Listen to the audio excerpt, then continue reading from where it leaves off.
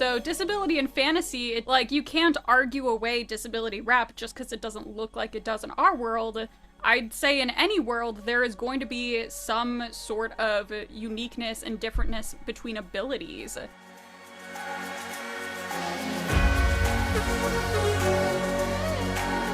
Hey there, welcome to the WinxForeverPodcast. I'm Lola, creator, host, and lifelong Winx fan. I'm taking a deep dive into the very cool universe of Winx Club. So whether you've been a Winx fan since 2004, like myself, or you vaguely remember it from your childhood, or even if you're being introduced to it for the first time, I want to say welcome. This is the Winx Forever Podcast.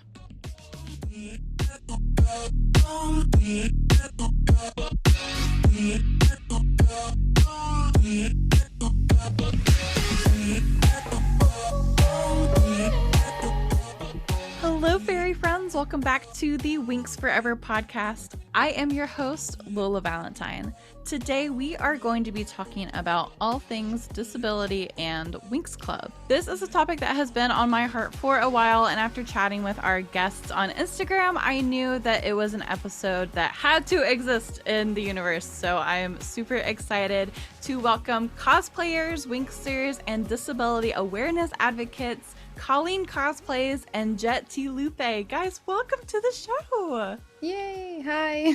Thank you for having us. Yes, I'm super excited. I know this has been like a long time coming. Literally, we've been talking about this episode for a while. It's been a long time coming now. I'm done. No more Taylor Swift. I can't promise that. Awesome. Well, guys, thank you again for finding the time to be here to come on the show and talk about this topic that you guys make content, about disability awareness, and I really can't wait to get into this topic about how disability is represented and how maybe it could be represented better in the Winx Club franchise. But first, I want to give our audience a chance to get to know you two better. So I would love to kind of dive into both of your Winxer history and your history with cosplay. So kind of to kick it off, I want to know, do you guys remember the first time that you saw Winx Club ever? So I watched Winx Club as a kid on 4Kids TV. Loved the show, but then like so many people, I got older and I'm like, I'm too old for that stuff. And I had to like go through this process of being too cool for it. And then, in my 20s, I got into cosplay and YouTube. And I started off by cosplaying a lot of like shonen and comic book characters. Again, I was like, I'm too cool for like the pretty girl show. But just in 2021, and it was actually Jet that got me to cosplay Winx Club for the first time. Okay, shout out. Yeah, it was for a collab we did. But I made my first Winx Club cosplay, and the community is just so fantastic and accepting, and everyone was so nice, and I just love being fairies. So I finally got to like put aside that like kind of like mentality of I'm too old for this or I'm too cool for this, and just got to like enjoy Winx Club for what it is. Yeah, I love that. And Jet, what about you? I also watched it on 4Kids. Shout out. I think I was a bit older that when it was on for me than when it was on for Colleen. So I didn't really have this like, oh, I'm too cool and old for this. I think I was already probably too old and cool for it. But I enjoyed it. Well, I really liked Magical Girls, and the thing was I got really into Tokyo Mew Mew, which is on either right before or right after Winx Club, and so it was just such a natural progression, and I got really, really into it. But yeah, I watched it all throughout the 4Kids stuff, and I was really disappointed when it ended, but I in the moment didn't know that it actually had all these other seasons until, just a few years ago, I went back and rewatched everything that I could find anyway. So, but yeah. Yes, incredible. I love that we're all OG 4Kids fans here. Like that makes me so happy. That doesn't happen a lot. Incredible. I would love to know what has kept you guys engaged. You kind of touched on it a little bit, maybe like, growing up, like you might have not you didn't fall off from the fandom, but like, kind of were into other things as you were growing up, but then like re-engage with it. What got you to re-engage with the fandom after all these years? It was the pretty outfits for me is what like initially. Okay, as a cosplayer, Yes, Mhm. no, like totally. like as a cosplayer, the outfits are just like they're really bright colors and they're super cute. They have some like more complicated builds if you want to make the wings or the enchantix, but they also have some really simple builds if you want to knock something out in a weekend. And like there's just so many choices. They get so many outfits throughout the series. So I initially got into it because I wanted to like make the cute outfits, and after I had one I wanted another, and now I have 9, and like that's just kind of how it happened.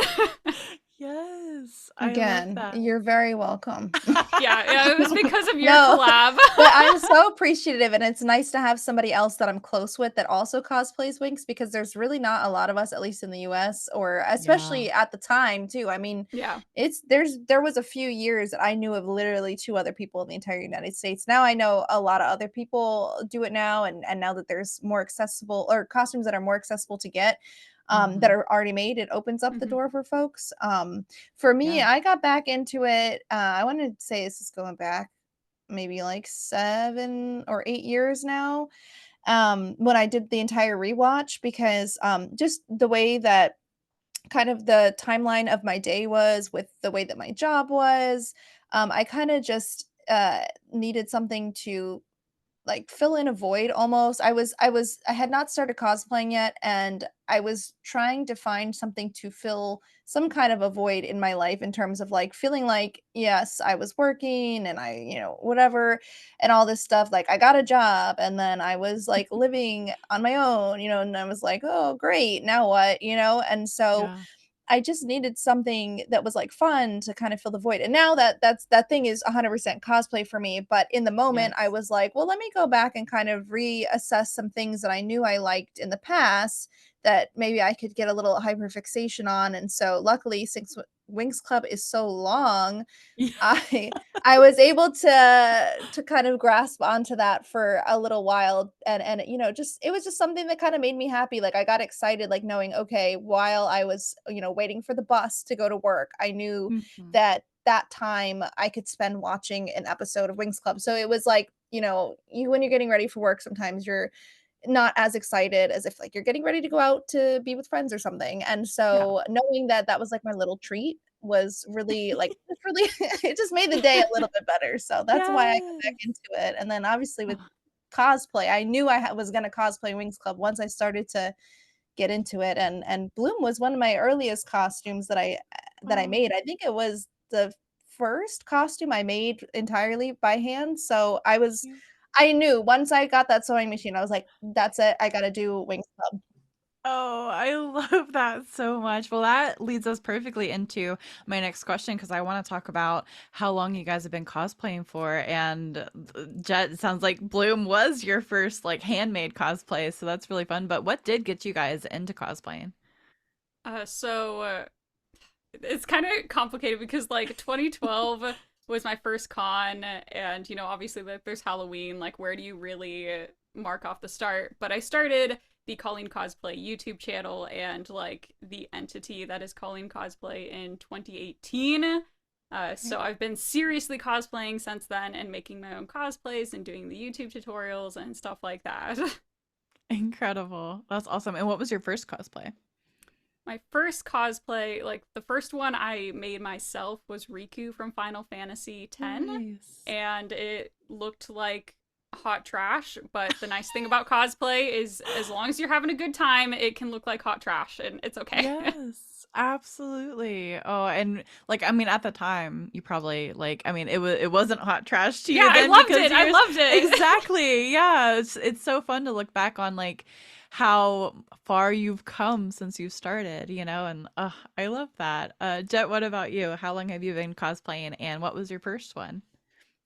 So I started cosplaying I did my first cosplays in 2016, but they were kinda like, they weren't like for realsies cosplays. They were kinda like so here's the thing. So again, not that again, I'm not trying to be like the old person in this group, but like cosplay really wasn't a thing for when I was younger, like, when, Yeah. there was not really opportunity to get now, yes, cosplay's been around a very long time, but in terms of it being, more in the public eye, like, I Yeah. remember a small handful of people when I was in university, like, that went to New York Comic Con, but, like, nobody was dressing up. It was kinda just like, "Oh, like, there's voice actors there."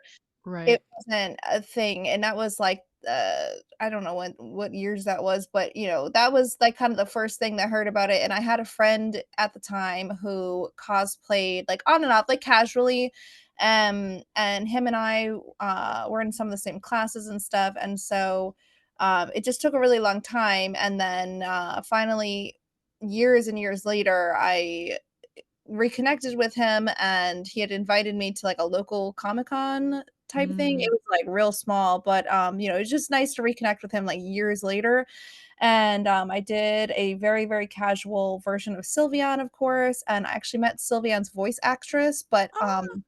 we didn't know at the time because the in the anime, the dub was not caught up with the sub, so the sub is, of course, Oh. Pokemon is very far ahead, and Mhm. so we did not hear Sylveon's English voice yet, but when I met her, she had done Nurse Joy, and so I came as Sylveon just 'cause, like, I was like, "Oh, if I'm gonna do a cosplay, I'm gonna do my favorite Mhm. thing," and, she was so excited. She was like, "Oh my god, do you know?" And I was like, I don't know anything apparently." And she was like, "I'm Sylveon in the English, and you're, like, the Oh, first Sylveon I've wow. ever met." And so, Oh, that's my claim wow. to fame as a Sylveon lady. Not only have I done way too many Sylveon cosplays, but I was English Sylveon's first Sylveon cosplayer, okay, I okay. love Taking that to my that. grave. But Absolutely. that was, like, a very, like, I handmade, like, a tulle skirt, um, Oh, and hot glued everything else, and so, like, I would say, cosplaying, for realsies was, like, end of 2017 was when I was like, "Okay, I think this is, like, my thing."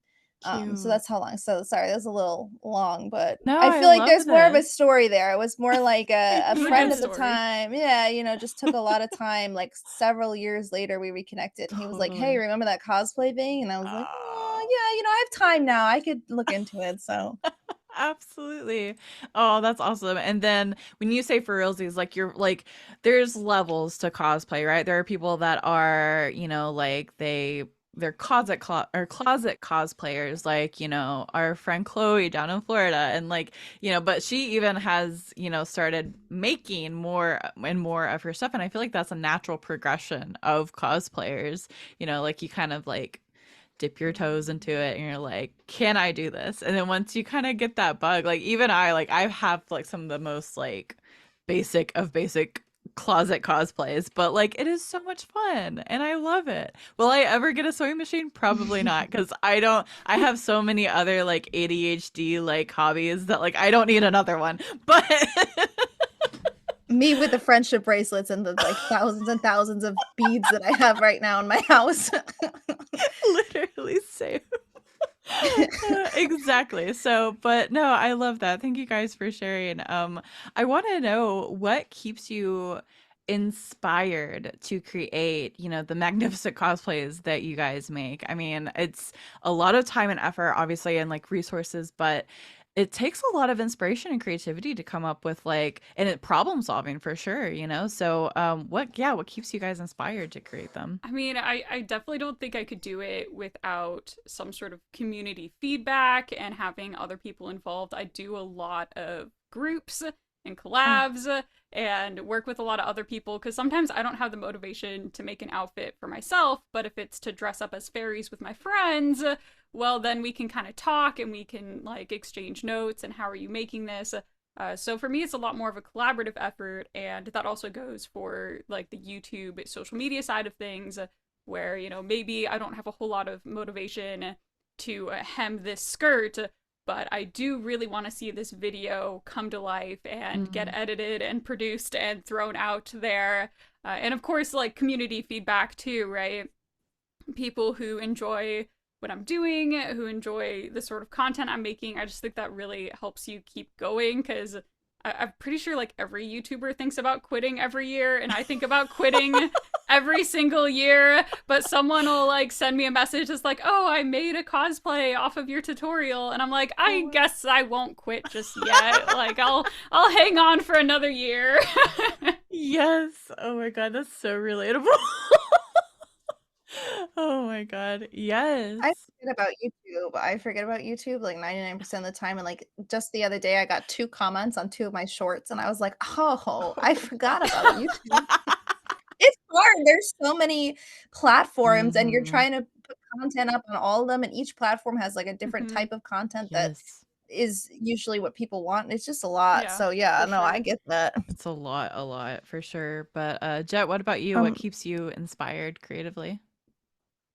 I am fueled by rage and FOMO, and I found out that people don't know what FOMO means, but it means fear of missing out. I don't know. I don't know. I guess that's a chuggy term or something like that, as the kids say. But yeah, basically, I just feel like I do a lot of groups as well, just like Colleen, and I I agree to too many groups, Mm. and then I'm doing like 30 new costumes every year sometimes, and it's a lot. And what keeps me motivated is like I really like working with my hands. It makes me, cosplay in general, it makes me feel like not I don't want to say like validation, but it's just something so different from like what I do for my job kind of thing. And so it's just really like it fills that void. Like Mhm.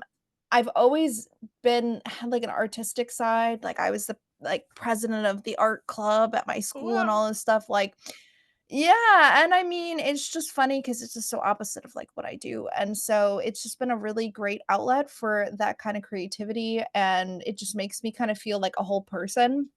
But a lot of like the motivation to do more and new and keep going is like the fear of missing out. Yeah. And also I worry that as one day I may not be able to like physically do it anymore Mhm. or do it to the extent that I am. And it makes me really upset when I have like a bad like pain week or Yeah. something and I can't work on something and I like it's not fitting in my timeline and I'm like ah so anyway, it's rage and Yeah. FOMO. That's for me anyway. I love that. That's so good. Oh my gosh. Well, you two both mentioned a little bit about, kind of stepping into this Winxer community online, especially, and kind of falling into it a little bit, especially as American Winxers in the US. It's hard because we're few and far between a little bit, and it's hard to come by a lot of us. So I want to know, like, what is your favorite part about being a part of the Winxer community?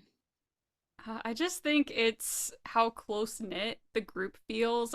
Before I was really into the magical girl stuff, I did mostly DC Comics and Naruto, which are humongous fandoms, right? Yeah. Like, they're huge. You can never know every person who is even an influencer, like talking about DC Comics or talking about Naruto.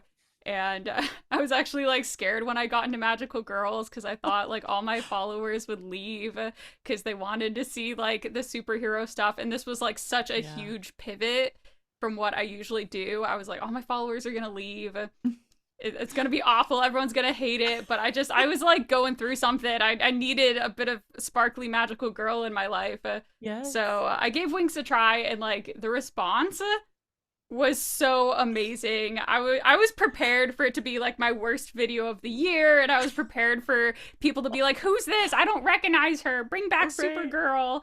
But no, everyone was really great. My first cosplay was Tekna, and even just back in like 2021, you could not buy Winx Club costumes. They were Yeah. not manufactured. So if you wanted to cosplay from Winx Club, you had to make it yourself.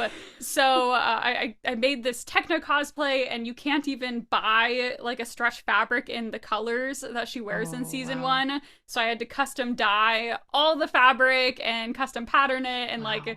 it was a whole ordeal. But I ended up with this Techno cosplay that I really loved, and I was like, no one else is gonna love her like I do. But I was proven wrong. A lot of people really liked it. It got a lot of traction. The Winx Club official account shared my Techno cosplay, and that brought in a lot of Winxers. And I love how the community like it's so close knit that like you kind of know each other. Like all three of Yeah. us knew each other before doing this podcast because Mhm. it's such a close community, and it's just amazing. It's the sort of community I just never got in these bigger fandoms. Yeah, totally. I can relate to that. And Jet, what about you? I'm just happy that there are other people that even know what it is. Which I'm finding out that more people, like, recognize it or Yeah. have been, like, casual fans in the past, which Right. is nice, so it's just nice, especially, like, being closer with, the very few, like, craftsmanship based Winx Club people that there are in the United States. Like, there's really just a few of us, and it's, everyone's been really supportive, at least, the US people have been very supportive to each other in terms of, like, "Hey, how did you make that?" Yeah. Or, "What fabric did you use? How did you do the harness for your wings?" Like, those few people I've felt like have been really, really sweet. Yeah, absolutely. I can so relate to both of those because yeah, like finding because growing up, I felt like I was the only one that knew what Winx Club was. Like Winx Club was my show. And like it was the you had to be there, sort of like you had to know where to watch it. It was on freaking like Saturday mornings like 7 a.m. It was like something ridiculous and it was just so like hard to find on its own, but then you would have like the dolls everywhere and stuff, and you're just like, well, clearly other people do know about this because like I'm seeing it out in stores, in the early 2000s, but now to like find and connect with people like you too is just like it's so magical and special, and I just like I'm so thankful for it every day.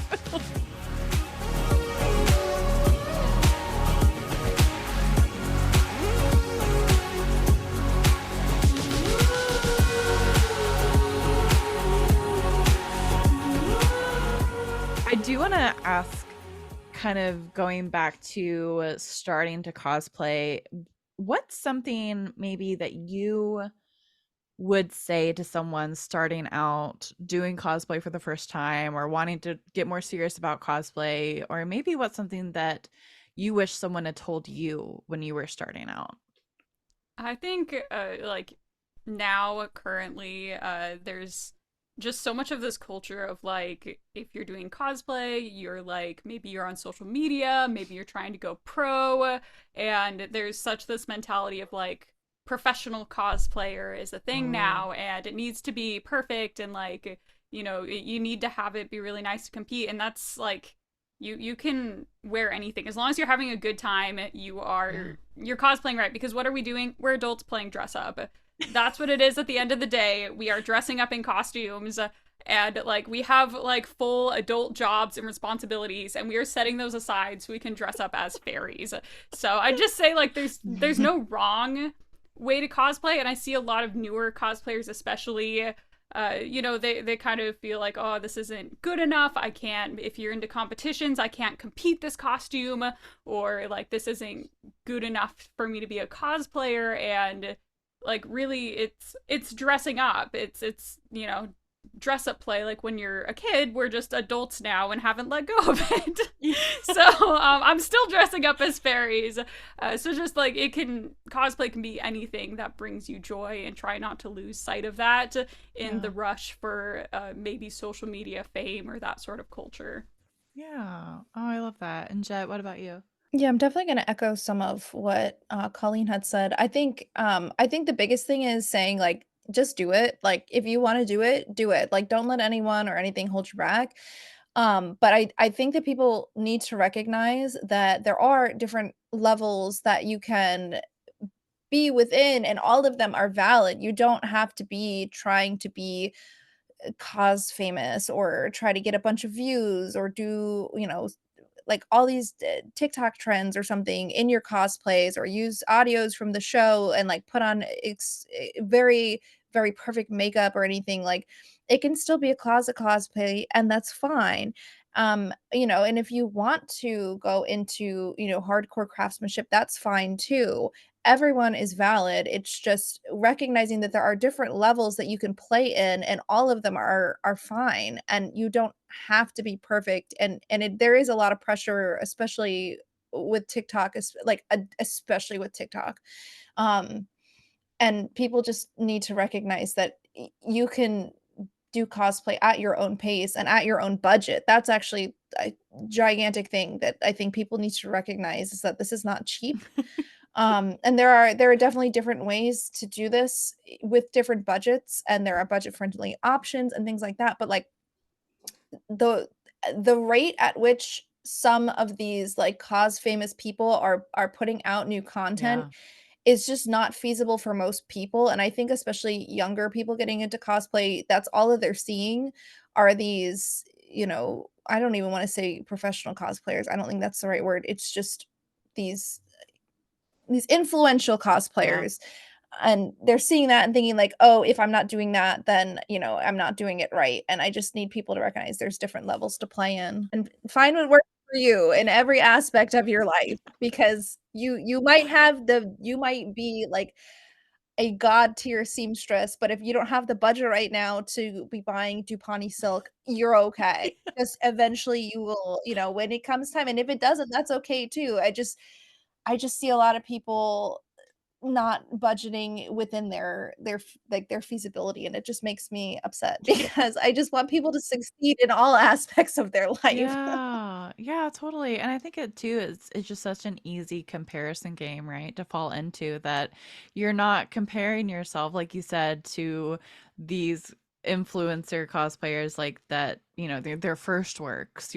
You're comparing yourself to like what they've, like built up to and like learned how to do or have the money to do. And it's like I think that's yeah, just a very unfair comparison that like is so easy to fall into that yeah, it's a good point to highlight.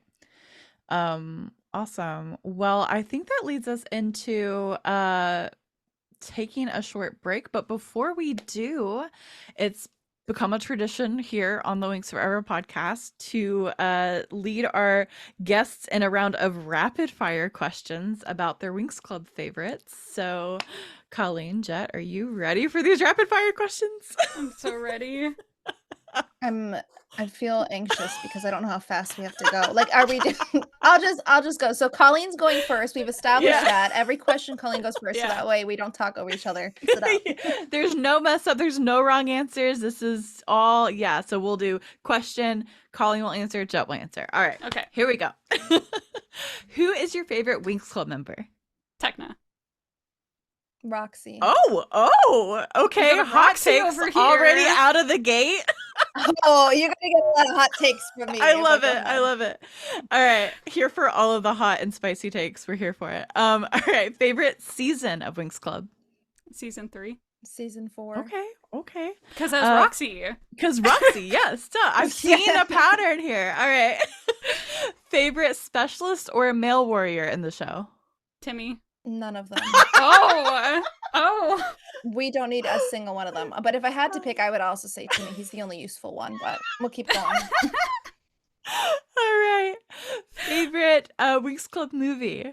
The first one. All right. I don't like any of them. I'm sorry. Wow. All I right. don't mind the things. They're fine. They're just not for me. It's That's okay. totally okay. That's fine. This is great. I love this. Favorite transformation? Enchantix. Believe it. Okay. Cool. And then favorite or least favorite transformation?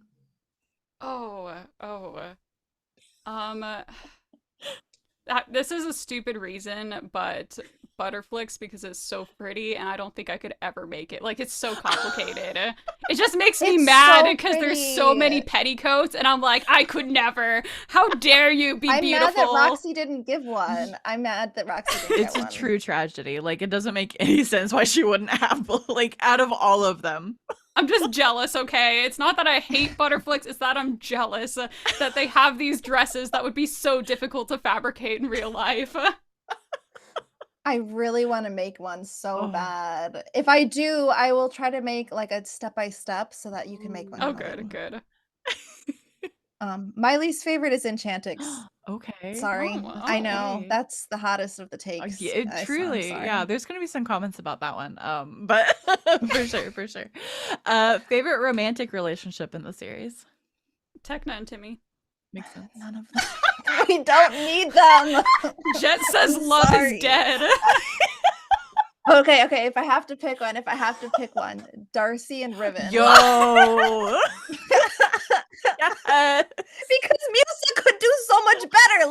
Let her have Oh my him. gosh. Move on. No, actually, no. I take that back. You know what? I actually like Aisha and Naboo. Okay. Yeah. Okay. Never mind. Yeah. Okay. That's a good one. That's a good one. But we don't need them though. Overall, they could not be there. We don't need men at all in Winx Club. No love, just fairies. Just fairies. Literally, Winx just fairies. like the original pilot. Incredible. Oh boy. Oh my god. And then last question, favorite villain of the show. Diaspro. Ooh. Oh. I think that they did her dirty. I think they could have done her She so much deserved better. better. But she deserves way yeah, better. she really could have had like a full villain arc, and that would be awesome. Yeah. I think the Wizards of the Black Circle, not just because of like season 4. I just Right. think they're kind of like really like silly. Yes. Okay. Yeah.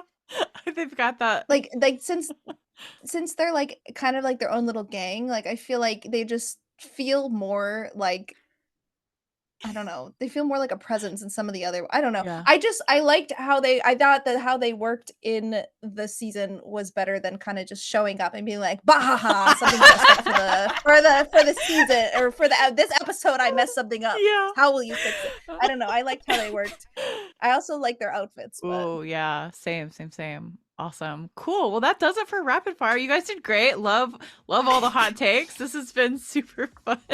Well, cool. Well, we are going to take a short break, but when we come back, we're going to dive into our main topic, which is disability in the Winx Club franchise. So don't go anywhere.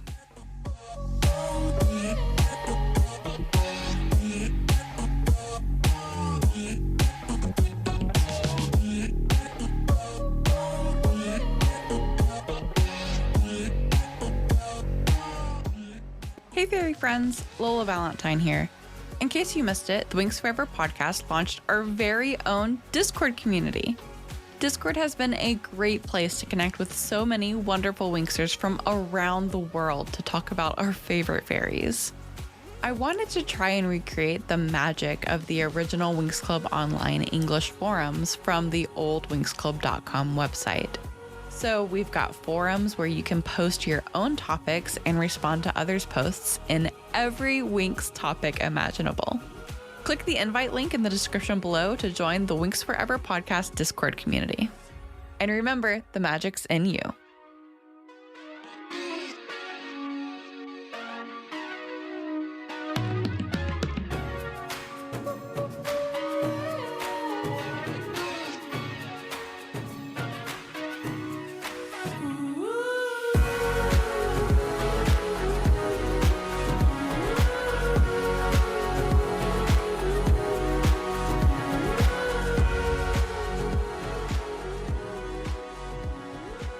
And we are back with today's guests, cosplayers, Winxers, and disability awareness advocates, Colleen Cosplays and Jet T. Lupe. Hello, ladies. We are now going to dive into our topic about all things disability in the Winx Club series and franchise. But before we do you both of you want to give kind of, I don't know, an overview or just kind of a little insight into your own personal experience with disability? Yeah, of course. And I just want to kind of preface this with not every disabled person needs to disclose this stuff publicly. With me and with Jet, this is something that you introduced us as disability awareness advocates. We talk about the stuff online. That's what we do. So I have talked about what my disability is online to kind of help raise awareness and kind of for educational purposes. But obviously, no disabled person should feel like they have to. But I will. So I have a progressive cartilage disorder. So I was able-bodied most of my life, all growing up. I actually did athletics. I did cross country. I did track. I did martial arts. I did all those things. And then in high school, I started having knee pain, and it just got progressively worse. So what cartilage is, for those that don't know, cartilage protects your bones and it absorbs impact. So if you are running or you are jumping, your cartilage is what is protecting your bones from that impact, so you don't feel it as much. It's like a little cushion. And my cartilage is detaching from the bone and it is deteriorating. So things like weight bearing and running and jumping become really painful for me. So I am now an ambulatory wheelchair user, and if you don't know what that term is, it's someone who doesn't use a wheelchair full time, just in some situations. So as you can imagine, like I can still stand for 2 minutes, I can move my legs, I can walk a little bit, but I might need crutches if I'm going to run an errand, or I might need a wheelchair if I'm going to spend a whole day rolling around a con. And the majority of wheelchair users are ambulatory. So there are so many reasons people may use a wheelchair, whether that's like EDS, arthritis, just joint pain and instability. There's so many reasons for that. And that's just another thing that doesn't have a lot of awareness is, you know, reasons someone may use a wheelchair and why they might use different mobility aids for different days. So approaching this conversation about disability, I have the perspective of someone who was able-bodied and just didn't really give a thought to disability awareness whatsoever. When I watched Winx Club as a kid, like, truly did not cross my mind, but rewatching it as a disabled adult, I was like, oh, huh, interesting.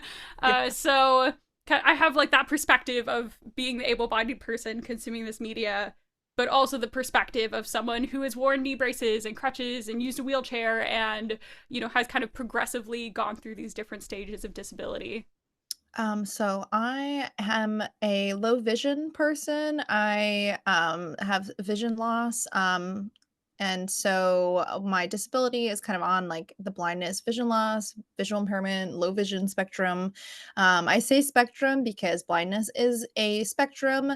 In fact, there's a very small percent of people on the spectrum who actually have no vision at all. Many of us have some usable vision, even if it is poor. Um, Without getting into the nitty-gritty, I don't have any central vision, and the vision I do have is not great. I am a partial cane user, so I do use a white cane in certain circumstances. And not actually, most people on the spectrum don't use a cane, and there's actually a lot of reasons why we don't. And a big reason is because people don't understand blindness. They think that the only people using a white cane are people that can't see anything, and so there's a lot of stigma around Yeah. it. So I'm lucky enough that I do have a decent amount of usable vision, and I'm generally with somebody, so I don't always need it. But there are a lot of times where I do absolutely always use it. Um, and then I also suffer from some chronic illnesses, which I don't really feel comfortable getting like fully into, but they do cause things like chronic pain, chronic fatigue, a lot of different things on that spectrum. And all of these, my vision impairment and my chronic illnesses are all, what was the word that you used, Colleen? Progressive. Okay. So sorry, I couldn't think of the right word there, but yeah. So, but I'm coming from somebody that has had these issues my whole life. Um, but, not 100% knowing what it was or what it was called, but, for sure, I was watching Winx Club on a TV that I had to sit, a foot in front Yeah. of to be able to watch it. So that's kind of that's at least the perspective I was watching it from, but I was not wise enough to really think about these things, until, yeah, rewatching it as an adult, and Yeah. you're kinda like, was that a good, like, what did you mean by that, Winx Club?" Right. So, well, in terms of a lot of things, there are, like, not just disability things, but, like, there's a lot of things that I'm like, What were they doing? and the writing, and even, like, the writing between the different studios is just wild, and some of them I'm like, ooh, because if you watch, like, side by side, you're like, "Why would you change that to that?" Or, vice versa. Why would you Yeah. not just leave it alone? Oh, Anyway. yeah. No, there's definitely a ton of that in Winx Club. There's no shortage.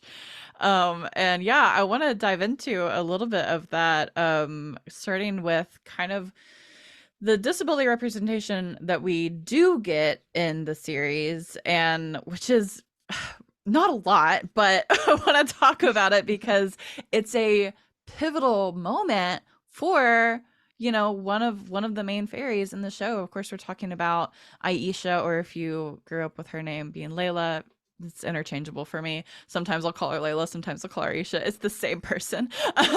But yeah, so in season 3, of course, we all know how Aisha gained her Enchantix. She was on her home planet, and Valtor was causing mayhem on her home planet, as he does, and he casts a spell on her that causes her a full vision to just go away. So she becomes blind, and for about an episode and a half, right, she is blind. And instead of using this as a moment of, you know, kind of like, I don't know if like disability empowerment is a word. I don't know if that's like, whatever.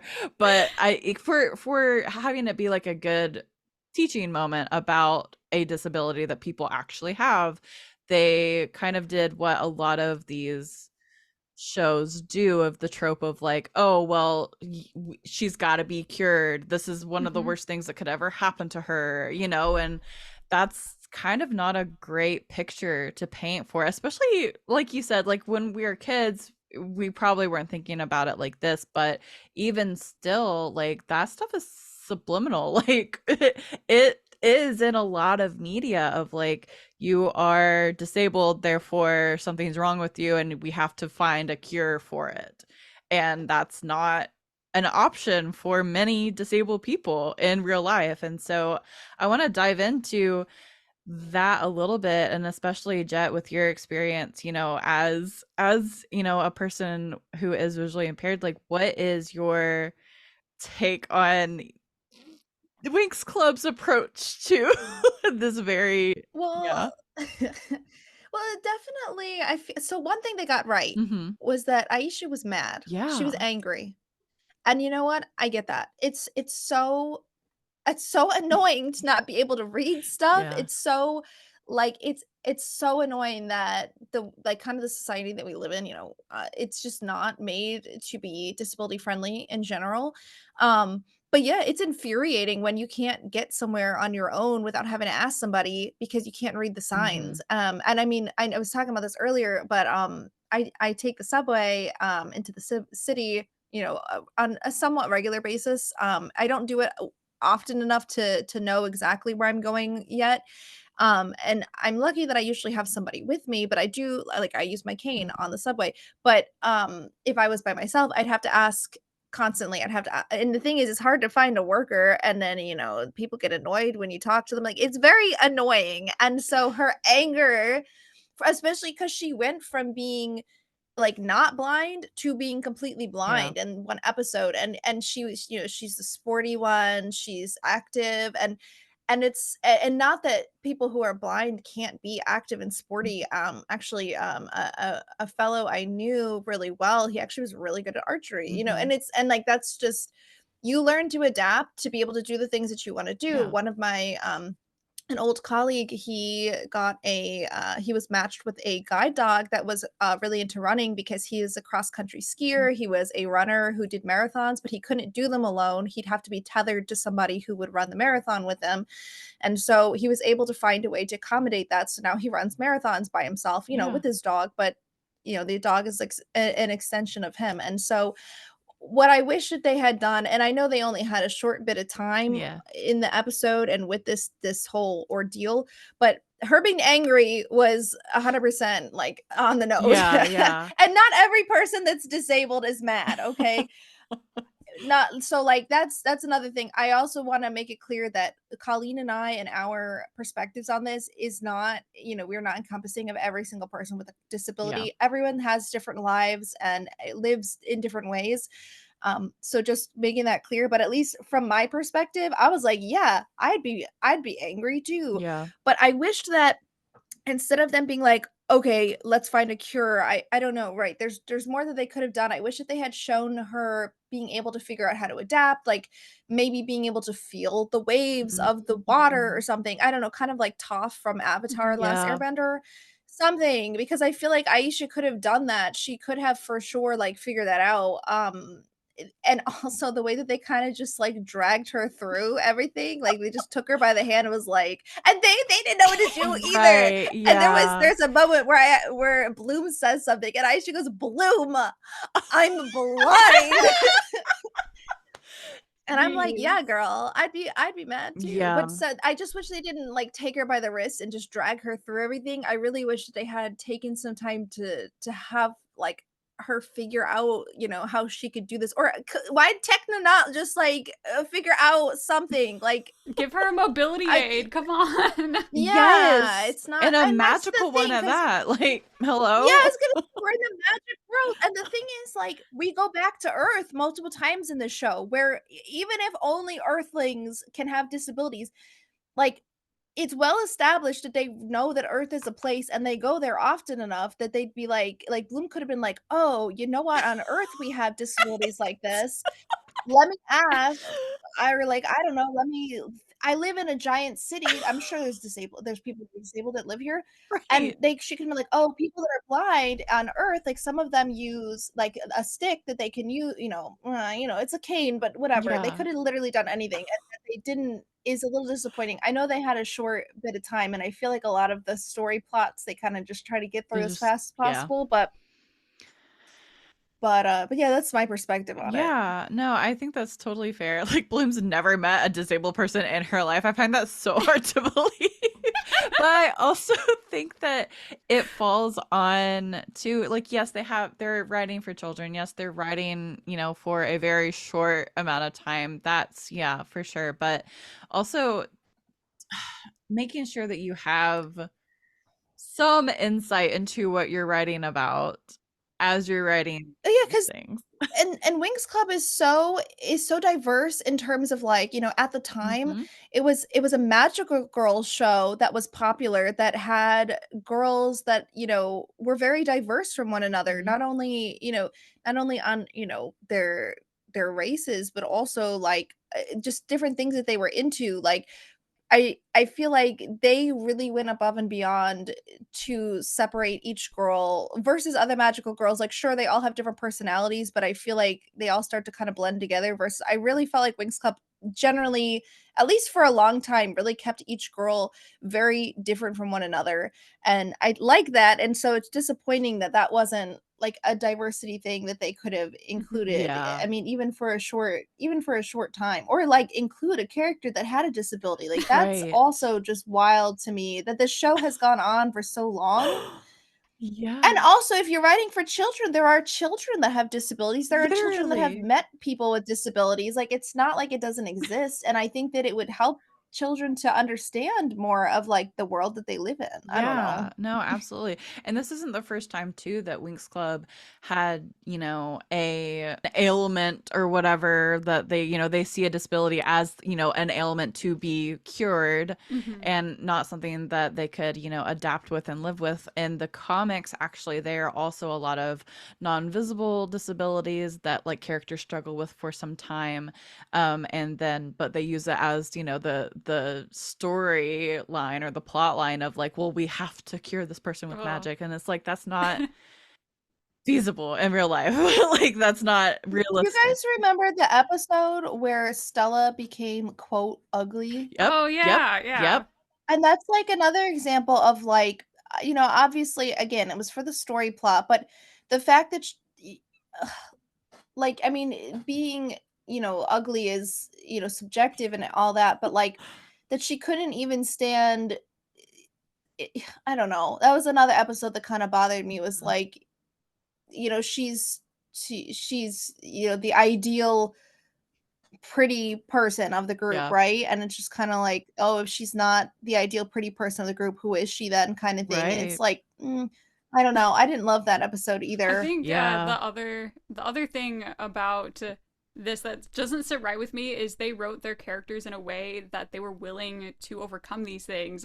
Like, yeah, Stella was like, I'm ugly, and she was really nervous, but later on, I forget what season that they have to like face, I think season 3, they have to like face the Mhm. trials, and Stella gives up her beauty for the Yeah. the thing. And at that point, she's like, oh, well, my boyfriend's just gonna have to deal with this face. So, like, they have created characters that are willing to overcome, that are willing to adapt, that are willing to find different ways. And I even feel like with Aisha, maybe in some of the dubs, she was like, this isn't gonna stop me. Not that, like, disability can't be hard. Obviously, like, you can be angry, you can have grief, but they created these characters that, like, I don't think Aisha would have just quit the Winx. Yeah. I think that she would have found mobility aids. Maybe the other girls could have helped. Maybe they could have come up with, like, a mobility tool or some sort of process. And I think she was willing to do that. So it almost felt like the other girls kind of wanted Aisha to be cured as much, if not more, than Aisha herself. And that's something that kind of doesn't sit well with me, as, like, you know, I've been disabled for quite a few years now, and at some point you get angry, you process that grief. I still process that grief sometimes. And sometimes I don't want to overcome. I just want to be me. But also, like, it's such a complex issue because also it doesn't feel right when I am happy with my life and happy with my place in the world and the people around me want me to be better. So, I mean, I would have liked to see the other girls be more like, this doesn't change your status in the Winx Club. We're going to figure this out. We're going to help you adapt. And I truly don't remember if they did have anything like that in the show, but just like the people around you being like, oh, we'll fix this. We'll fix you. And in the real life, a lot of times you can't be better. You can't be cured. My disorder is something that has no cure. No treatment that has worked for me, and having the people around you want you to get better more than you. Also, like, I feel like sometimes just some acceptance of, like, hey, you're different, you're going through something, and we're okay if you don't want to get better, which is also, like, disabled people have, like, very different views on this.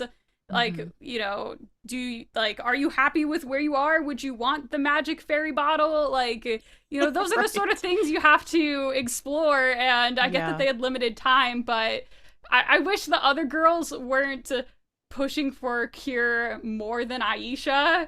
Like, I truly don't remember, but I feel like they might have been. Yeah, that's so interesting you bring that up, because I don't know how either of you feel or about the Fate the Winx Saga series, but in season 2 of Fate the Winx Saga, I'm in the middle of going through a rewatch of it for the podcast. In season 2, when Musa loses her powers and she becomes disabled in that way as a fairy, and that is the exact mentality that the rest of the Winx Suite members have, is like, we're gonna cure you, and she doesn't want it, like, at all, you know. And so, like, they didn't even think to, like, ask, like, hey, do you even want our she's help? not useful anymore. Exactly. If you're not if you're not useful, then you're a burden. And so, and that's, I mean, sometimes that's how, like, people or society or the world can make you feel when you can't do stuff. And, like, like, it's like they were like, oh, Aisha, you're supposed to be, like, pulling your weight here. We gotta fix this. We need to go get the magic fairy bottle. And, like, and I mean, you want your friends to be supportive in a way of, like, okay, Aisha, we're gonna figure this out. Like, you know, let's definitely explore options where we can find, you know, a way to undo this curse, but also at the same time, like, in the meantime, let's figure out ways that, you know, we can help you adapt to be independent and everything. Because she was, you know, she was the independent queen of the group, kind of, you know. And so that's it. It was so hard for it to be her out of the group.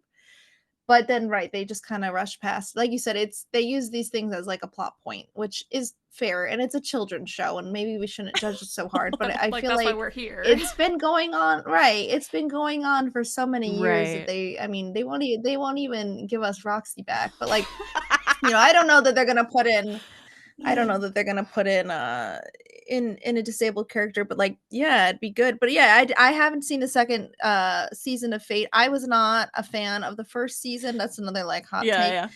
So I did not put myself through watching the second season.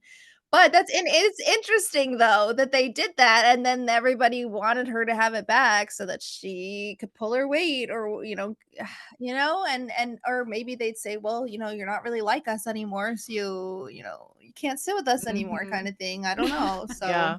And that's a huge like plot point for Musa in season 2 of Fate, that like really I did enjoy how they went about it in Fate, because Musa did tell them, like, hey, like, no, like, I don't even want this, really. Like, I can be useful in other ways. She actually like starts to train to become like more like a specialist. And it's like a Ooh. very cool, like, mm. I don't know. I liked the way that they approached it better in Winx Club, but it was very funny to like have this conversation and like see those parallels even Mhm. now. Like, yeah, and to your point, Jet, of like Winx Club was so ahead of its time in a lot of ways of like representation and the different topics that they tackled. I don't think that it's unfair for us to point at this and be like, okay, but like you did all those things well. Why couldn't you spend a little more time on Yeah. this? Like it wouldn't have taken much. Like you said, like it could have been like even just like, well, while you are blind, because it wasn't like a natural progression. Like Mhm. a lot of people's disabilities. It was a very very stark, like you could see and now you cannot because of a spell, and it Mhm. wasn't. So it gave already the way that she acquired the disability, it gave that, well, it can be cured because it's a spell sort of thing. But like even in that moment of like, okay, well, while you are, it would have been so in Aisha's character to have been like, no, I can still do all the things. Just, Mhm. I've got to figure out different ways to do it. Like I think that would have been a very cool thing to have seen. That I don't know. Maybe in a reboot. Maybe in a reboot. We'll see. We'll have to I see. mean, just ask, yeah, like I said earlier, ask the Avatar people. Like, Yes. I mean, I know that Toph, for example, Toph lived with that disability for a long time, Mhm. but like she figured out how to do everything, Yeah. and it's all about accommodations and adaptations. Yeah. So they right, and of all of them, Aisha would be the one to be able to figure it out. And they Yes. got Tekna in the group. Like, Like you it makes me you so think she could mad. make They have something? flying chairs. They already have flying chairs. So like really, it would be so easy for them to include somebody who, has a disability where they need to, Mhm. they can't walk, or ambulatory wheelchair user, or like a full-time wheelchair user, or somebody that needs to be in a flying chair. I, Right. I don't know, Right. you know what I mean? And I know that we had talked about in some of our notes of like, oh well, even if their legs don't work, they still have wings to fly. I get it, because they wear those stupid shoes that they don't have to walk in the stupid shoes, Oh right? They don't have gosh. to walk in them. And so I understand Oh. people like, well, they wouldn't have to walk anyway. But like that's not the point. Yeah. You That's not the point. The point is they could have a character that's in like a flying chair, and when they transform, the chair transforms and the wings are on the Mhm. chair, kind of like Colleen's cosplays. Like, Literally, I yeah. just think Make me it'd canon be in the Winx so universe. easy. Yes. Right? I don't know. I feel like, yeah, your fashion sense and your hair and everything. I don't know, just everything about, I feel like it'd be so easy. The Just copy the paste. other thing that a lot of like we've seen in newer releases of like Disney and Pixar is even something more subtle of animating a wheelchair character in the background when they're in Mhm. Gardenia, or even things like animating in disabled parking signs, or animated in the disabled buttons, or Yeah. stuff like that. That was something that what Pixar's Turning Red got praised for a lot. Yeah, Mm. they There had was they there had like even characters with Dexcoms too, like things that aren't even physical disabilities in that way. Yeah. I was happy to see a lot of Exactly. And it representation. wasn't that the main cast had any like huge like physical disability that had to be discussed or become a plot Mhm. point. They just animated a wheelchair user in the background, Yeah. and even little things like that without having to explain to the kids why the person uses a wheelchair. It's just kind of a nice nod of like people whose wheelchairs exist and Mhm. they Yeah. roll around sometimes in Gardenia. Like, who You're would have thought? right. Because I can't even think Or of a time that they've like animated a disabled person in Yeah. Gardenia, except I don't know, maybe an old lady with a cane, because that's apparently the only representation we get anymore. Yeah, right. But yeah, even somebody with a like a clear service dog. It doesn't even have to be a guide dog. Yeah. It could just be like somebody that's got a dog like on a leash with with like a vest on. I mean, like just Yeah. again, they're in Gardenia. They have Love and like Pet. so Like the often. option was right there for them to like make Yes. cute service dog cute- harnesses or something. Yes. If you're enjoying this episode of the Winx Forever podcast, be sure to follow the show on your preferred streaming platform so that you're notified when new episodes are released.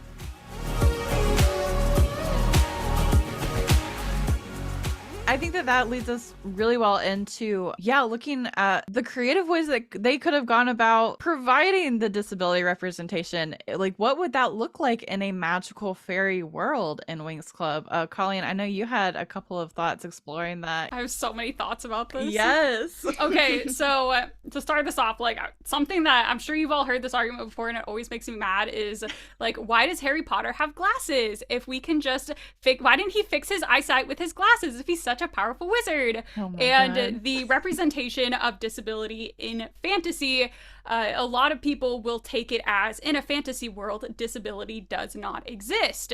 Right. Because we would use magic. And the thing is, like, disability is going to exist. It's just going to look different because it's a fantasy world, not our world. So maybe say your argument that they can fix every ailment with magic, which I have a whole theory about how there's no healthcare system in Magix, but like I'll put that aside for a moment. Let's say that, you know, any sort of disability that we would consider in our world, like what I have, could be magic fairy wanded away, but there would be other sorts of disabilities. Okay, so I mean, the fairies, what about the fairies that don't have their wings yet? Like, they haven't earned their magic wings. What about fairies that, you know, maybe they can't use their power in a certain way? Maybe they need some sort of gadget or a magical booster or like some sort of mobility aid. My favorite like video that kind of represents this is Barbie Fairytopia, because she lives in a fairy world. Wow, fairies, look at the parallel. And she starts out without wings and she has to kind of navigate this world that was built for flying. Because in a world where everyone flies, not being able to fly would be a disability. Okay, not being able to walk is a disability here, but in this fantasy world, not being able to fly would be the disability, right? And you would need, you know, some sort of mobility aid. Like, maybe there's a fairy that has to use a hover bike, like the specialist, because she isn't able to fly with her wings or something. Like, there are so many ways you can show disability. And I would also like to say that Murda is canonically disabled in this way in the universe. She's turned into a pumpkin, like, no body autonomy, unable to move any limbs. She's a pumpkin! Oh my God, you're so right. Because I was thinking, my thoughts automatically went to Galatea in season 3 when she got her wings literally ripped off by Icy. But then, of course, their answer to that was like, oh, Magic Musa fairy just got dust. her, magic fairy dust, can cure everything. And so even ripped off fairy wings, that was crazy. Like, that moment, that's insane to me. Not only like is the whole place on fire, also this girl just got mutilated. Like, oh my God, in front of our eyes. Yeah, and that would be a disability. So disability in fantasy, it doesn't, like, you can't argue away disability rep just because it doesn't look like it does in our world. I'd say in any world, there is going to be some sort of uniqueness and differentness between abilities. You know, like, there's going to be some sort of different levels which people operate, and there's probably going to be some societal opinion about, like, those people who, you know, don't have wings or whatever, which is why we gotta fix it with the fairy dust, you know, fix the disability. But yeah, I think actually, like, I'm just gonna say, I believe Murda is disability rep in that viewpoint of her losing every bodily function. And what do they do for a person who's essentially in a coma? They send her to live with a college freshman in her dorm. Like that's how they solve disability in Winx Club. They're like, maybe a college student can help you, and they just leave Murda as a pumpkin. I don't think that they ever contacted any adult about that, actually. See, Like, that's Yeah, what about her parents? Like, it seems like most people's parents are in the picture, but they didn't even like send home a note to her parents. Be like, your daughter's hey, a by the pumpkin. way. I don't even know if Griffin noticed she was missing, because like it seems like Griffin would have been like, "Oh, hey, one of my students isn't in assembly today." Like, hello? Yeah, I don't. Yeah, like sometimes the schools were so strict, like randomly, and then like they be out missing for weeks and nobody knows. It's Well, just like, but then you guys were up past curfew. You better clean the it's like library. Murda is literally a pumpkin. Like priorities, Farragonda. Yes, like I don't think that they ever told like like any adults. Like I don't think that they ever brought her to the nurse. Like at one point, Stella's like whole solution was we could go find a place to plant her. No, Stella, that's not the solution. Like we're literally talking about like essentially a disabled person who is unable to operate like any of their limbs, unable to do anything for themselves, and they just like left her in this dorm room. And I just think they don't, like, there are so many things that don't make sense. Like, if guardian fairies exist, would they be the healthcare system?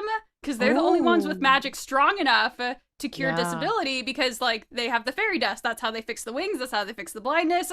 Where was the guardian fairy to help Murda? Why was she abandoned by the healthcare system? Well, we know they can't bring people back to life, so I don't know. Nabu is just in a coma. Also an example of disability rep. Yes, He's probably in a college dorm somewhere waiting for a freshman to figure out how to bring him back. Yeah, it's just they have like the top professors of the universe, and they're like, sorry about hey, you, Flora, you like plants, right? You want to just have another Would you one? like to be a caretaker of this person and, I don't know, maybe cure them? Like, I mean, you don't have that much on your plate. You're just a kid, but like maybe.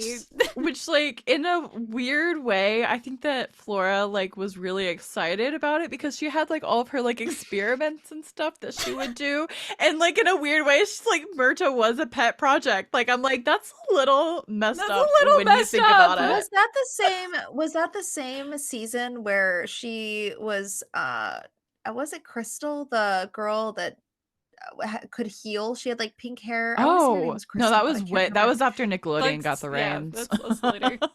Oh, I was gonna say, because maybe she was like, I'm gonna prove that I can heal just like this girl. No, but that would have been a Crystal great her plot name, point. though? Yeah, You Crystal was remember her her, name. though, I right? use Murda Okay. to like one up this other girl.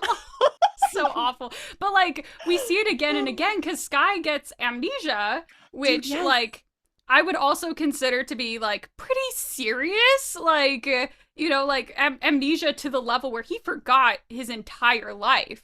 Like that's serious. And Bloom was just like, okay, Sky, well maybe you can see the school nurse, but please don't forget I'm your girlfriend.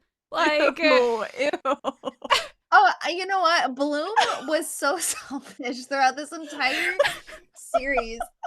Like, a lot of them, like, okay, everybody's like, oh, Stella's the snob and stuff. But sometimes, like, when you really sit back and look at it, you're like, was Bloom the problem? Bloom like, was the problem. Was always the problem. And she's always like, Sky, get over it. Like, you are that guy. Go show my parents that you're that guy. It's like this level of amnesia, like, is there brain trauma? Is there injury? Is there, like, this is a very serious thing when someone has amnesia to this level. And the way they solved it was they just like kind of dragged him around and made him fight monsters with swords until he remembered. Like there is no healthcare system except you hope that a fairy with enchantix just happens along and is like, oh, good thing I have some fairy dust to cure you because we have no healthcare here. I will say, in the comics, there does seem to be some semblance of healthcare, because there are like, you know, characters that are, you know, either in the hospital or like bedridden in the hospital, and like they have like blood transfusions and things like that, and it's like some like so I think that the constrictions that the series faces with like it only being like 20 to 30 minutes long on, you know, like that's generous. Sometimes 15 minutes of like total story length. I think that runs into a lot of like the details that like we miss on the world building, and we have to like piece those things together. But like you've all of the examples that you've given, like clearly in the series canonically there's probably not healthcare. In the canon of the comics, thankfully there's at least something in place. But and that's like free healthcare, and Enchantix fairy dust bottles are like privatized healthcare. If you can afford a fairy dust bottle, we'll cure you right now. Otherwise, you have to go to the Magic's hospital and like undergo the recovery process. I also want to point out how funny it is because Winx Club is also an Italian made cartoon. So like I don't know how the Italian healthcare system is, but like in America, like we're absolutely fucked. Like we don't. Like, oh my gosh! Just, like as Americans talking about this like topic too, like we have a very specialized experience of just like absolutely like healthcare is a racket here, and we're just like we just like have to deal with it, and it's disgusting. All of my European audiences are like, what are they talking about? Also, it's a different world. Like the medical gaslighting that happens here of like, oh, you don't look sick, you're not sick, I'm not like, I just want to say in Winx Club, you're too young to have that. Yeah, I just want to say in Winx Club, Sky had an invisible illness of the amnesia, and nobody questioned him for a second. Nobody was like, oh, you're making this up for attention. You're too young to have amnesia. You just don't want to. He was also a man. Okay, there is that. Need to keep that in there mind. is that, but all I'm saying is like the amount of medical gaslighting of like, you will go see these doctors. The appointment alone will cost hundreds of dollars depending on your insurance, and the doctor might just come in and say, you look fine to me. Here's the bill, and then leave. Yep. And like that's kind of what we're dealing with. To have this problem. Exactly. That's what I get told. Oh, you're just stressed out. Come back in a couple months when you're not. Yeah, stressed. just like you know, maybe it'll just go away. Have you tried to lose weight? You'd probably feel better. Oh my gosh! Stop it! Oh my god! I'm sorry, not to drag this up. But no, that's so true, and so I think that's very fair context too, because a lot of my listeners are European, because it's a European IP we're talking about, and it's just like these are things that are real like issues, and that's why we're asking for better representation. Like I just don't want people to come on here and say like, or to think like, oh, is this really that important, or why even spend a whole episode talking about this? Like I'm not interested in this doesn't apply to me. Okay, it doesn't apply to me. Those people, oh, this doesn't apply to me.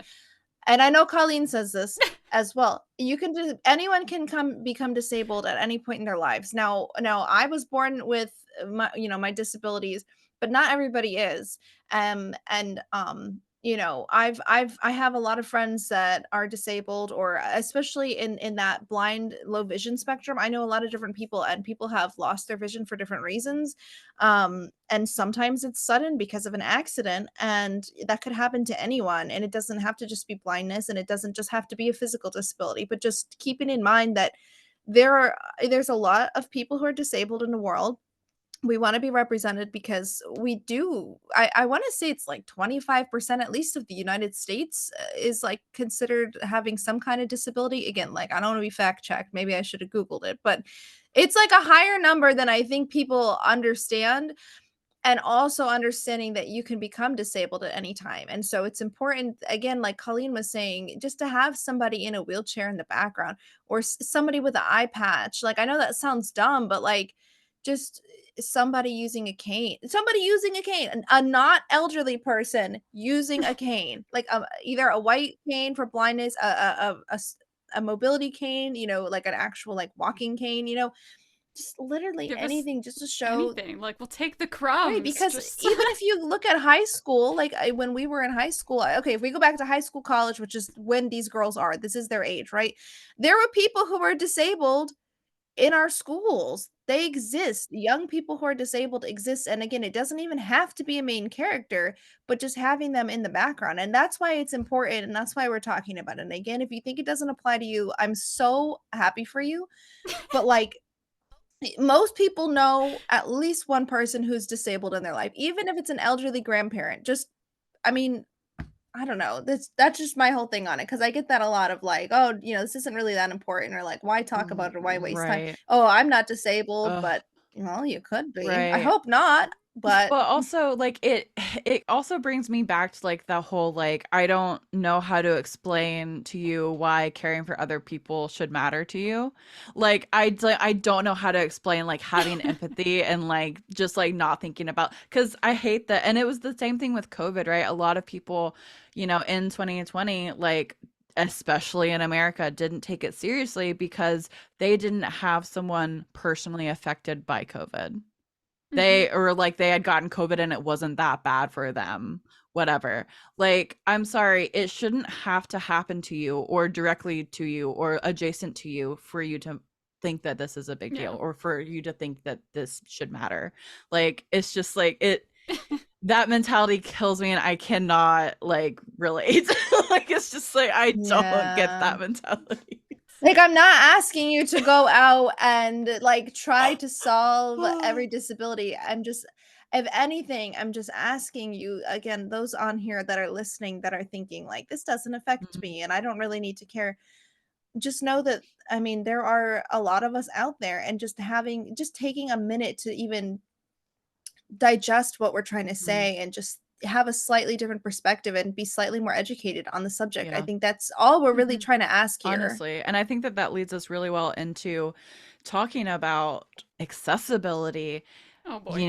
at at events, at online, like Jet said, like we're just asking you to consider, that like disabled people exist in the world. How can we make it more accommodating for them to exist in the world? And we deserve to be out there, like, Yes, Hmm. telling yes. like, especially, just going back to COVID when they're saying, like, "Oh, well, if you're sickly, then just don't go out." Like, Yeah. people with chronic illnesses deserve to be able to have these same Mhm, experiences, and that's the thing with the accessibility that I know we'll get into, but it's like, even if you don't think it's important, just for, like, a half a second, just mhm. think about how there are people that can't do something that you're able to do freely Yeah. because we're asking for some kind of accommodation or some kind of mobility aid or something like Mhm. that, so Yeah, it doesn't take much to like just consider others. It doesn't take much, I promise. If people can be upset about there being events that are exclusive to only one country and they feel left out, Ayo. just imagine for a second that you cannot attend any Winx event because it Mhm. does not follow ADA accommodations. And I mean, there are some that are, like New York City Comic Con has to or whatever. But like a Mhm. lot of these events, like I researched if Coachella was wheelchair accessible, Yeah. and it kind of came up as a solid Mm. maybe. Like they have, It's, like, definitely, like, once you get there, probably not, but, like, they have to, like, legally yeah, and say they that have like it's a the charity mhm. that works exclusively just to get disabled people to be able to attend Coachella. So like that anger people are feeling when there is an event that's not in their country, imagine that about every event ever on the face of the planet where there's like this uncertainty of I might not be able to go because their elevator Yeah. might be broken or they might Ugh. not have Well, disabled even just parking. getting there, because you can't even trust the Oh, they'll airline break my Yeah. to go wheelchair get on you. the airlines. Like, there's just so many different levels, and you Mhm. could be excluded from all of these events, which is why we kind of need to talk about it now, because like one day Yeah. you could be disabled, and the only way you can attend is because people before you advocated for this Mhm. Mhm. accessibility. No, absolutely. Absolutely. And like talking about accessibility, at cons, even like con goers and con peers, like I think need to be as aware of these things as the people that like have to live it, that have to, yeah, that have to Yeah. have these things in order to make the con even like accessible to them. Like Colleen, I know a recent competition that you were in, right? You were emailing back and forth with the organizers of like, will there be a ramp there? Can I actually You compete in know, this? that doesn't even narrow it down. Like, I can already think of Right. at least three cons that I've had that conversation with. And Right. I don't know what recent means, so it could be any of them. I just remember one of them that you were posting and sharing about the experience of like the communication it takes, and even after you communicate so many times, it's still, like you said, a solid maybe. Like Yeah, and that's like I've even had yeah. events that have sworn up and down they have a ramp. I have advertised that it will be accessible to my following, which is a lot of people with disabilities, Hmm. and then you get to the event and there is no ramp. Oh my Like, God. so it's not even just like, hey, we can't do this. Like, there are exceptions to the ADA laws. Like, I Hmm. understand there are some situations where you cannot put a wheelchair ramp in, but it's a whole nother thing to promise there will be a wheelchair ramp, have a disabled Yeah, person speak in favor of you having a wheelchair ramp, and then just not having one. Like, that is a whole absolutely. nother level, and that is the sort of thing that I have experienced before. Yeah. Oh. Even just bringing it up with these conventions, what I've gotten told is like, "Oh, you know what? We've never had anybody ask slash we've never really thought about it, but yeah, you're right. Maybe we should have a ramp or a wheelchair, like a lift or something to get people onto the stage or whatever." And I mean, it's not just ramps and for people in wheelchairs. I mean, there's just other things. Like I always ask for them to put at least an X with some tape on the stage so that I know where the middle of the stage is. So what I would prefer if they could put tape towards the edge of the stage so I know so I don't go off. But as long as there's something in the middle that I can see, I'm like, all right, I know I'm gonna stay within this realm. But again, what I've gotten, because usually I'll ask for a ramp anyway, because it helps me anyway with you know with mobility. But I've heard from a few conventions like, oh, yeah, maybe we should do that. And so if you don't ask, you don't know what you don't know. And if it's something that's never been asked for before, but the issue is that for all the years leading up to this convention, there every single person who's a wheelchair user or who has extreme mobility issues and know that they won't be able to get on and off that stage themselves just chooses to not even apply to compete or be part of something at a convention because they're like, well, I've never, I'm sure it won't be accessible. And a lot of people don't choose to ask, and people are afraid to ask Hmm. and they don't want to be annoying, but like, Yeah. right, so that's why people like us will bother the conventions to Yeah. get these I mean, accommodations. that's So how people get, I mean, and even from a like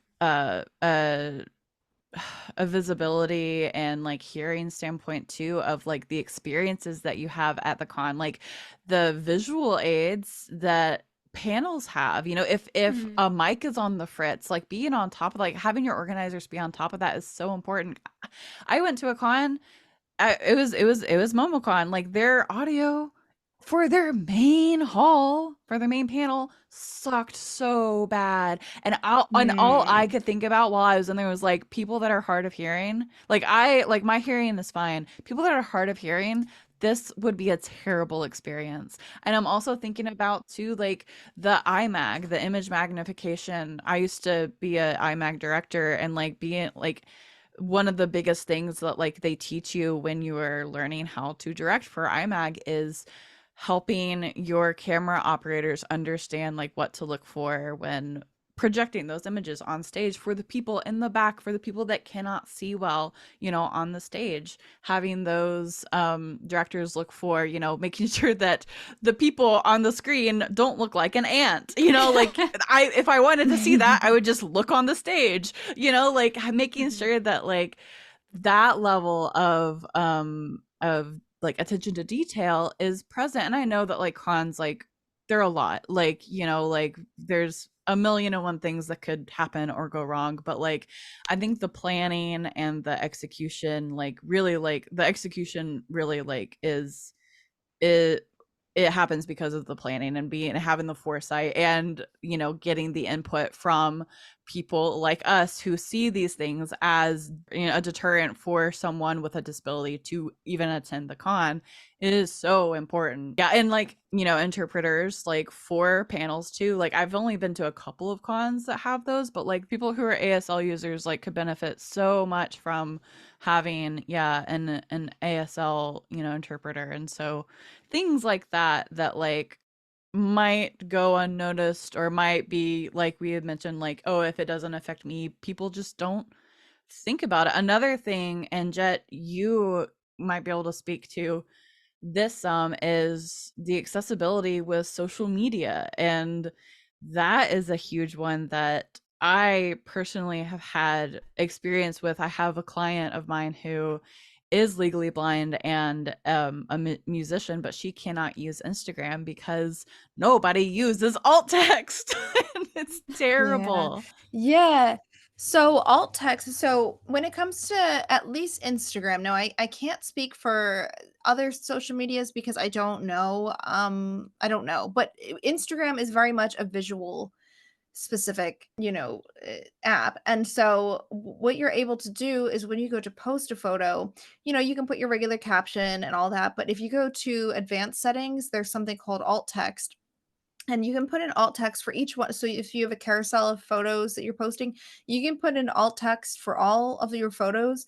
And basically you just describe what's in the photo. Like if I post a picture of my like Stella Believix cosplay, I'll put something like Stella Believix cosplay from Winx Club.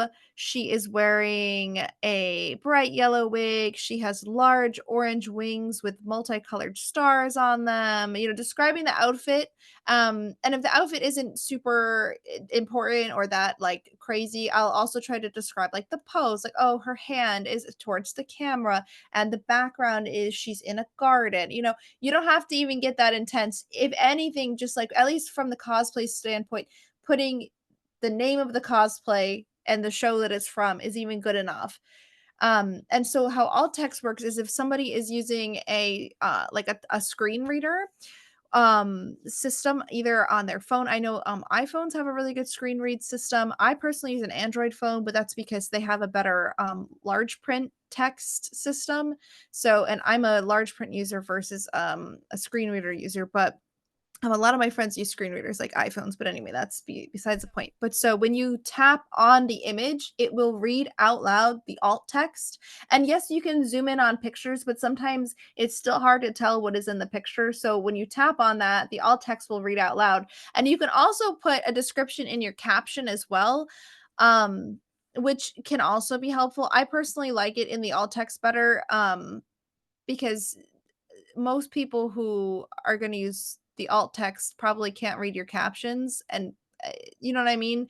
But I think that either is fine. I do like when people put, if it's a very text heavy post, I do like when they write out what's on the thing, because sometimes like people use weird fonts and stuff, but like that's really important and it really doesn't take very long to do. And also using captions on any videos that you do, like TikTok, YouTube, and Instagram. I know that Colleen, you actually take a lot of time to do captions on your Oh, YouTube I videos, I right? actually pay to have it done professionally on my Oh, YouTube right. videos. But I used to type it out myself and it takes forever, but there are Yeah. also services where you can just pay a fee and have someone give professional captions that include things like, and they'll say Colleen claps Yeah. in the caption, so that you know that a sound occurred that was a clap and it was coming from Colleen.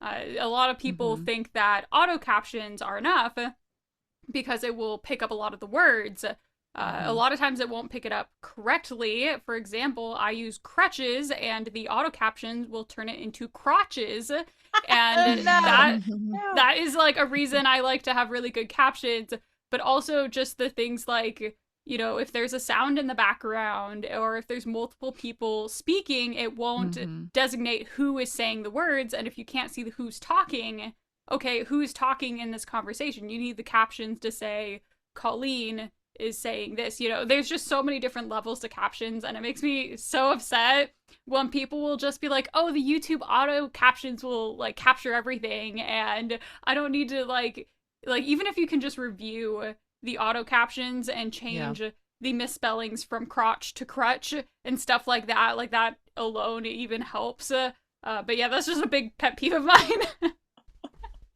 Yeah, and to I want to hop back real quick to the screen reader conversation too, because on Instagram I know to on Jet said a good point of like if there's a lot of text on your graphic, text on graphic cannot be read by a screen reader, cannot be read by alt text. Like you have to Mhm. include that. But then Mhm. also something that people don't think about, is Instagram stories, those like little like 24-hour, posts that like you can Yeah, share. there's not There's anything not that There's can be not a done good there way to as do far as I anything. it. know. But what I like to do is if you have text built into your graphic, like if you just post a graphic that has text in it, there are ways to like make that more accessible. And especially, I know that a lot of our friends are not like, English is not their first language, and so Instagram does do a good job of like translating stuff. But if it's still on a graphic,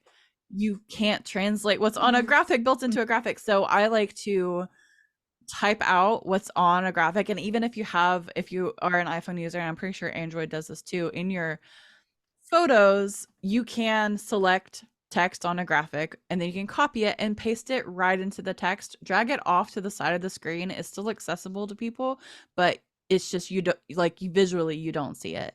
So it doesn't mess up your aesthetic, but also is accessible. And it's like, that is like one of the biggest things that I wish like a lot of people did, because then there are also some people that will post stuff not in English, which is fine, whatever. But like, I would like to read it, and instead of having to screenshot it and then copy it and then go put it in Google Text, like to translate it, I could just translate it on Instagram if they had like done, a caption for it as well. Anyway, that's a very long-winded way of saying like, just like be mindful of like, is if I, could everyone, I know that's really, I feel like that's might be a lofty ask for a lot of people, is like, I just made this, like making it is so hard. Making content is so hard, and now you want me Yeah. to make all of this extra stuff, and it's like, really, it's not that much more. Well, like, there's auto captions. I Yeah. mean, even for stories, if you're talking or if there's audio, Yes, just click the auto caption. And if you absolutely. really can't take the time to, go in and meticulously correct it, Mm-hmm. just anything is better than Yeah. Yeah, nothing. yeah. And you can do that on TikTok too and YouTube and all Mm-hmm. that. And you can just, I mean, again, auto captions better than Yep. nothing. It's not the best, But but it's better than it's nothing. it's at least it's at least effort. Like, Yeah. Yeah. And alt yeah, alt text does not take that long. I know doesn't. that it takes I know it's annoying to even have to make a post and put all, do all that, but just at that point, the alt text could take you maybe 30 seconds. Totally. It's just, and again, why would somebody who can't see be on Instagram? Because it's a teenager, it's a Yes. young person, Why like, can't they be on some Instagram? Yes, yeah, they should yeah. on Instagram. They wanna see cute pictures too. They Mhm. wanna see nice cosplays. They wanna They wanna see a interact with picture their of your dog community. in front of, like, the Paris Eiffel Tower or something. I don't know, I'm just thinking of something. They wanna see that. They wanna see your vacation photos. They Mhm. just wanna know what is in the picture. Yeah.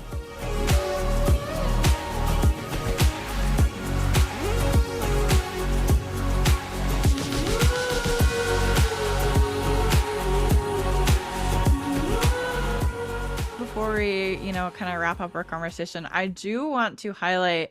So, Colleen, you mentioned it earlier that one of your cosplays was featured on the official Winx Club Instagram page, which, like, first of all, congratulations. That is very cool. Thank you. But also, I want to have a conversation about this because they added some text, right? Or something to the caption. Yeah, they changed the caption. Yeah.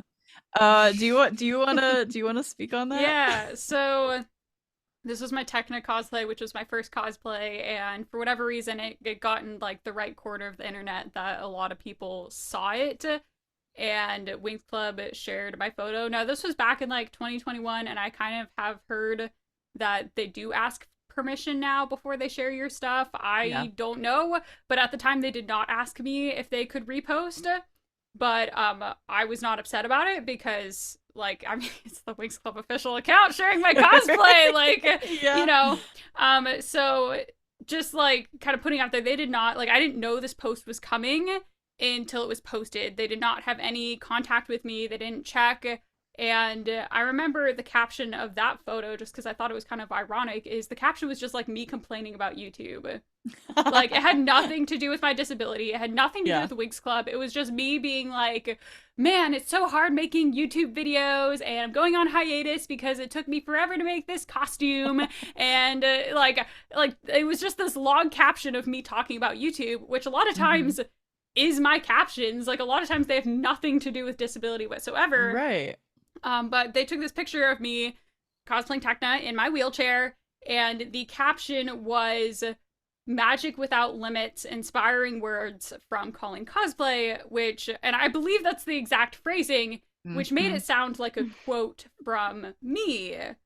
Right. Like, if they had just phrased it like, "We think this is inspiring," that'd be different, but they basically quoted me saying "Magic Without Limits," and something we've kind of already touched on is it is a limit. Like, there are things I use a wheelchair because I can't walk for very long. Doesn't that sound like a limit? Does that sound like a limit to anybody here? So this whole like magic without limits, like if magic is I do think it's like partially a translation thing of like, I don't know if like no, what for sure I definitely get what they were going for, and it definitely was not what you or I would have approved of them saying, because right, they're trying to be like, how inspirational. Yeah. Look, a person who's disabled. Wow. Like, that's the feeling that we get a lot of the time. We get a lot of the like, oh wow, you're so brave, or you're such an inspiration. Like, wow, can't believe that you could do literally anything sometimes. Oh well, because you're a disabled then person, let so Aisha be able to do anything while blind. Like, Yeah. I mean, right, there's gonna be things she can't do, like, there's things that Toph can't do from Avatar, and I know I go back to her a lot, but, like, she's a really good representation in my opinion, but yeah, that was funny when they posted that to Instagram. Anyway, it was so good to see, that they a reposted it disability at all. representation. Yeah. Yeah. But then, like, to say that is like, oh, like, that was one of those, "Ooh, So close. ooh, it's not what I would've So said." close. Yeah. Yeah. But, yeah, just, like, for viewers just knowing, like, we're not here to be an inspiration to you. Like, we're Yeah. still real people. We still have to deal with this. Like Colleen said, Yeah. there's stuff we still can't do. Or just Right. even like running that caption by me, because there are plenty of disabled Yeah. people who would be 100% okay with that. And obviously, like, I'm glad they featured a disabled person on their page, period. I think that was a good thing. I think it was a step in the right direction. And plenty of disabled people would have been fine with that caption. It was just, and like you said, it might have just been a translation error. It was just interesting to me that I had a caption complaining about YouTube, and then they somehow turned that into magic without limits. It's like, I don't think that they approve what they're gonna put in the caption. I do think that that they ask people now, but I don't think that they say, "Hey, we're gonna feature you, and this is the caption we're gonna give." Because when I've been featured on other pages, it's if it's not a direct repost, they make up whatever, and I don't know what they're gonna say. And I haven't had any issues with that, but like that's what I'm thinking is they're still. I mean, they still have to. It's also marketing and yeah. stuff. You know what I mean? So Yeah, so I don't know. I was one of like the earlier fan shares that they did. This was a few years ago.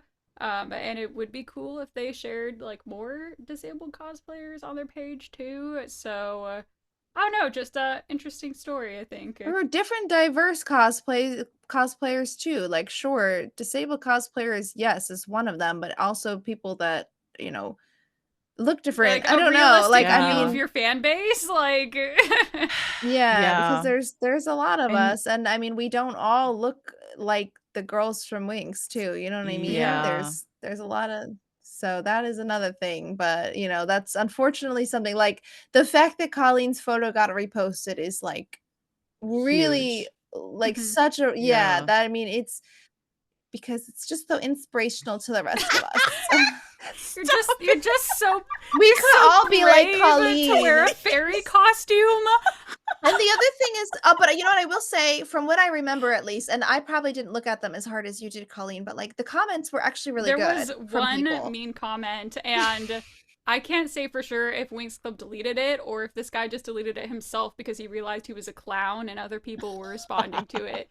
But I remember because like I collab with a lot of people and a lot of people repost my stuff sometimes without permission. Like it happens, okay? But the most uncomfortable thing is when I collaborate with someone and they get hate comments like Oh. intended for me, where someone will feature me and then they'll get a comment So I like have so much nervousness surrounding this that I will check the comments of anyone who tags me or features me. And there was one comment that was like, "You are not Techna." Like, just like, period. And some people in the comments were like, "Hey, this is a cosplay. This isn't like the official, Yeah. like, this isn't the live action Techna. This is just a person." So I'd like to think that Winx Club actually did moderate their comments, which, looking at their comment section now, I highly doubt, because they have so much spam of like people who leave like 20 comments. So I feel like they don't moderate, but I know that that comment left somehow. So I'm just gonna believe that Winx Club does care and that they did delete that comment because they do care about disabled people. Like, that's gonna be my headcanon for the scenario.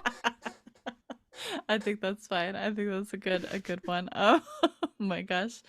Well, awesome. I want to say thanks again for coming on to the show, talking about this. I think that it's an important conversation that even if you're not disabled yourself, or if you don't have any disabled people in your life, that it is worth hearing these different, perspectives. And I think that Winx Club's community and like what Winx Club represents is inclusive and inclusivity and, caring about others. And I think that, that more conversations like this need to happen in these types of spaces. And so thank you guys for sharing your experiences, as always, but also for just being in the Winx Club community. Like, I love that I get to connect with, so many different people on so many different, Winx Club aspects, but the fact that we are all US Winxers is so refreshing and nice. Like, that is,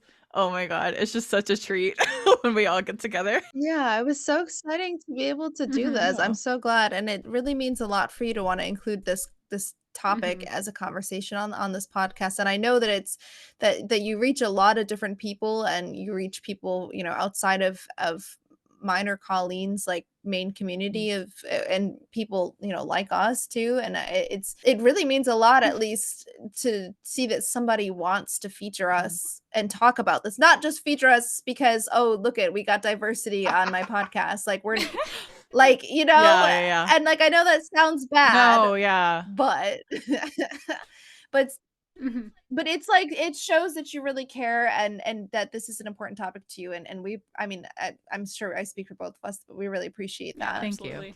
Oh, you guys are great. This has been great. And I mean, we've got to do this again. This is just so much fun. Tell our listeners where they can find you two online and maybe some things that you guys got coming up. I am Colleen Cosplay on YouTube and on Instagram. What I have coming up is I've been suffering over a Miku cosplay for the last 5 months. That's all I have to offer is Miku right now. But after I escape Miku, I will be making another Winx cosplay. I already have Fun. fabrics for it, so more Winx is coming. It'll always be there. We're going for Winx cosplay number 10 or something. Awesome. Yes. I am Jetty Lupe. It is JETTEE.LUPE. You can find me on Instagram and TikTok and YouTube. I am definitely most active on Instagram, but I was extremely, extremely active on TikTok, and I eventually may get back to being more active over there.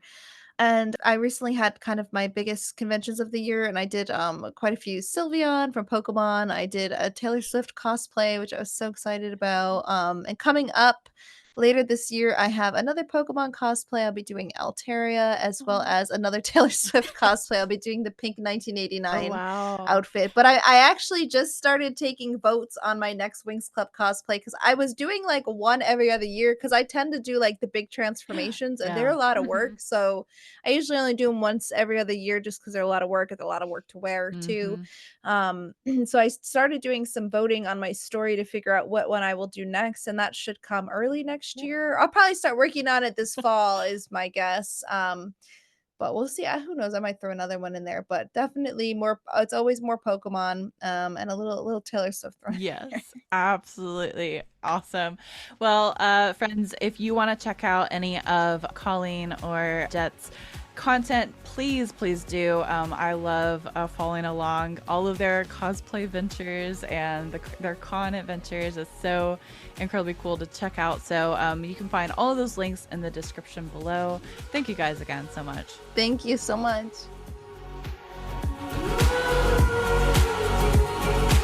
Thanks so much for listening. If you enjoyed this episode of the Winx Forever podcast, be sure to follow on your preferred streaming platform so that you're notified when new episodes drop. The theme for the Winx Forever podcast is the song She Makes Magic by Big Wild.